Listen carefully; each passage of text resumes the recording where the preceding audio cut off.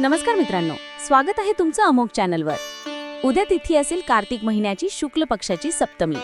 या दिवशी चंद्राचा गोचर धनु राशीनंतर मकर राशीत होईल, ज्यामुळे चंद्राधियोग निर्माण होईल।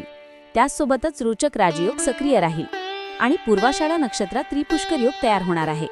म्हणजेच उद्याचा दिवस ग्रहयोगांनी अत्यंत विशेष ठरणार आहे। म्हणून व्हिडिओ शेवटपर्यंत नक्की बघा, कारण या शुभयोगांचा तुमच्या राशीवर नेमका काय परिणाम होईल हे जाणून घेणं खूप महत्त्वाचं ठरणार आहे। मेष राशी, उत्साही ऊर्जा घेऊन दिवसाची सुरुवात करा। जोडीदारासाठी काही छोटी भेट घेतली तर नातं अधिक घट्ट होईल। वाहन चालवताना सावधगिरी बाळगा आणि इतरांच्या बोलण्यावर रागू नका। वृषभ राशी, धैर्य ठेवा आणि आरोग्याची काळजी घ्या। दानधर्मात सहभागी झालात तर समाधान लाभेल। पैशांच्या बाबतीत विचारपूर्वक निर्णय घ्या।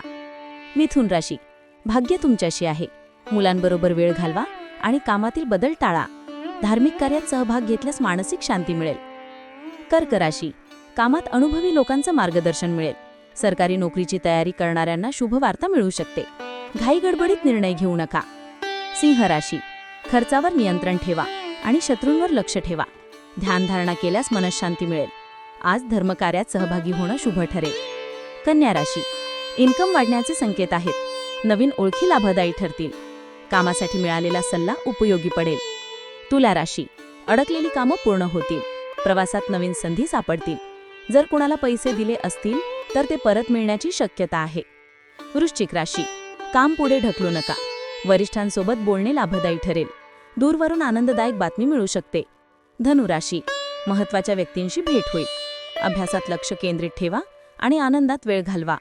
कोणाच्याही बोलण्यावर लगेच विश्वास ठेवू नका। मकर राशी, संबंध सुधारण्यासाठी उत्तम वेळ आहे। जीवनसाथीचा पाठिंबा मिळेल। किमती वस्तू जपून ठेवा आणि प्रवासात सतर्क रहा। कुंभ राशी, नवीन कामांमध्ये यश मिळेल। शेअर मार्केट किंवा गुंतवणुकीसाठी चांगला दिवस आहे, पण धोका घेण्यापासून सावध रहा। मीन राशी, घरात आनंद आणि सणासुदीचं वातावरण असेल। नोकरीत बढतीची शक्यता। कायदेशीर किंवा प्रलंबित कामं पूर्ण होऊ शकतात। मित्रांनो, ग्रहयोगांनी भरलेला हा दिवस संधी घेऊन येतोय। सकारात्मक विचार ठेवा, देवाचं नाव जपा आणि आनंदाने दिवसाची सुरुवात करा। पुन्हा भेटूया उद्या आणखी एका सुंदर भविष्यवाणीसह। तोपर्यंत नमस्कार आणि शुभ दिन असो। अमोघ चॅनल, तुमचं विश्वासाचं ज्योतिष मार्गदर्शन।